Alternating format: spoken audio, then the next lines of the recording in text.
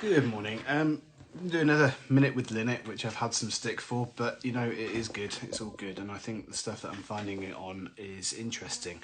I've had an inquiry or some comments from a friend of mine called Nathan Skinner, who's asked, is the rollout of the COVID vaccine unlicensed? What does this mean? And more importantly, is it a no liability basis and to what extent? Now, I just want to put it out there. I repeat, I am not an anti-vaxxer. I climbed Kilimanjaro last year. I had every vaccine going in my arm because I didn't want to get anything that was unduly unpleasant, but that's because I had trust, faith, and everything that was being provided to me for what I was being protected against. Anyway, in answer to Nathan's questions, I found an article today on The Independent, it's out there and I'll publicise on it, which states about the coronavirus vaccine. And it says, and I will read this, it's going to take a little bit longer. The UK government has granted pharmaceutical giant Pfizer a legal indemnity protecting it from being sued, enabling its coronavirus vaccine to be rolled out across the country as early as next week. Now, this is concerning. Why do they need a legal indemnity if they've got absolutely faith that it's safe? The Department of Health and Social Care has confirmed that the company has been given an indemnity protecting it from legal action as a result of any problems with the vaccine. Ministers have also changed the law in recent years. They've also changed it in recent companies such as Pfizer, giving them immunity from being sued by patients in the event of any complications. NHS staff providing the vaccine, as well as manufacturers of the drug, are also protected. This gets my ears standing up as a lawyer because it goes against everything that, let's just say you go and get an immunisation and something dodgy happens, you come to me to say you want compensation, so we go looking where we go from there. But it gets more worrying is the vaccine will be made available to anyone over the age of 16 but will not be available to pregnant women because of the lack of data about how it could affect them and the baby. An ongoing trial is looking at this. The Pfizer-BioNTech vaccine was authorised by the Medicines and Healthcare Protections Regulatory Agency on Tuesday under Regulation 174 of the Human Medicines Regulation Act 2012. I haven't looked at that, I'm going to look at it in a minute, which allows an unlicensed medication to be used in emergencies such as a pandemic. I thought the pandemic wording changed back in March, but forgive me, that was on the government's website, which I understand Mr. Hancock got in trouble for last week. Bear in mind, he is grieving at the moment, given that his step-granddad has just passed away. I mean, how old's Mr. Hancock? He's probably around about 50, so he must have a lot of love, tie and affection to his step-granddad. But forgive me, my thoughts are with you. It's also the effect of granting civil immunity to Pfizer after a government changed the regulations following a short 3-week consultation in September.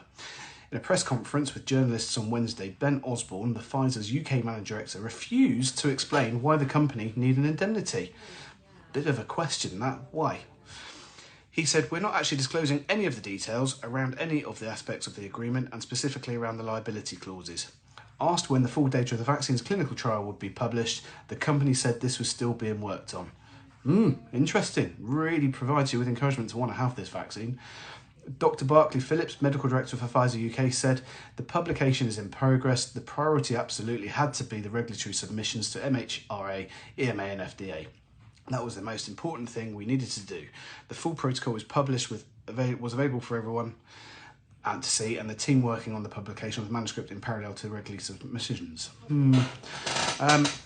It then goes on about some other strict standards and so on and so forth. But then they slip in here. The Department of Health and Social Care confirmed an indemnity was in place for Pfizer and added that the government would be adding the coronavirus vaccine to the list of vaccinations covered by the Vaccination Damages Payment Act.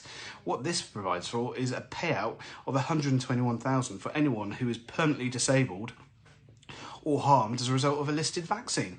Well, it's not listed yet, so I'll be watching this imminently. But it doesn't mean that if you are ill, how do you define someone as permanently disabled? It all comes down to subjective tests and objective tests. And you look on there and you can say that you can be up to 60% disabled or more would be classed as that. And then you have to go through the same tests and you have to be claiming benefits and so on and so forth. This is a farcical. It really is. Why should the company have indemnity against the risk of absolutely destroying someone's life? It's not right. It's against our human rights. It's against our well-established personal injury laws. And just say, oh, I know, I'll have a jab and that's it. I'm permanently disabled. possibly. And like I say, I am not an anti-vaxxer, but this is not right, and we've got to change this. And even more worrying is the fact that the government has said, and it's on Sky News today, they are doing a bill of law right now. It's going through to mute anybody to say anything bad against this vaccine. Now they're also trying to silence us. So you might see me around, you might not. I might have been topped off, whatever, bumped off, whatever. I don't care. But I can tell you, the article that I found on The Independent is accurate. The vaccine damages payment is accurate. And I suggest that whoever gets to have a look at this has a strong look, because something's wrong with all this. It's just not right. There's too many conspiracies. I'm not a conspiracist, but there's always an element of truth in a conspiracy, and there's also not, the government aren't exactly renowned for giving their honest opinions to us or disclosing the full facts and figures. It's all gone there. I've been told by people around the world that I need to get my metal head going on there, and lo and behold, people are already saying that we need to have some sort of vaccination card. No, they are not doing this honestly. So, if you've got something that you think you want to get it checked out, fine. But if you have this jab and there's a compensation, it's going to be very, very difficult, because they're trying to outrule it, which is wrong. And that's me over and out on my rant.